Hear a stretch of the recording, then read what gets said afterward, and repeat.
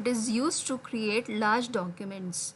When suppose we are having these paragraphs over here and we want to change the layouts of the paragraph, after the second paragraph we want to change the layout of it in two parts, suppose in differentiate.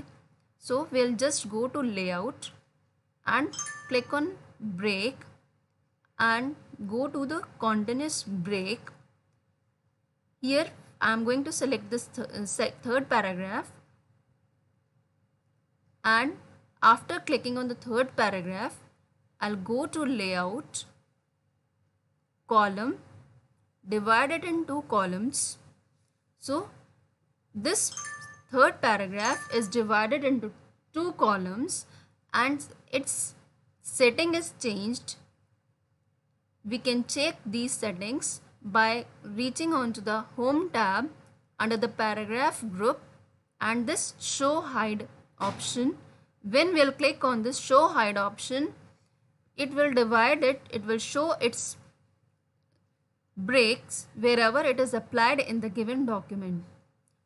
So we are seeing over here that first, after the first paragraph, it is displaying the paragraph break. In the second paragraph, after completing the second paragraph, it is showing the section break continuous.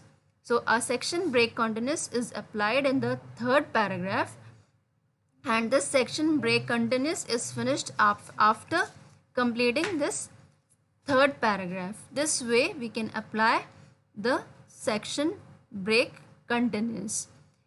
If we want to send after this, if we want to send, when we'll click on this show hide button again, this display of breaks is gone. So this is the toggle button. If we want to set the remaining part of the text after the fourth paragraph in the next page, so we'll go to the layout tab, breaks option, next page. So after the fourth page, the remaining part of the text is appearing in the next page. We can see this down by scrolling down, and above we can see these 4 paragraphs in the first page. This way, this is used for large printing documents when we want to set the first page, for example in a book printing, when we want to set the first page, then second page, then third page, then fourth page, means number of pages.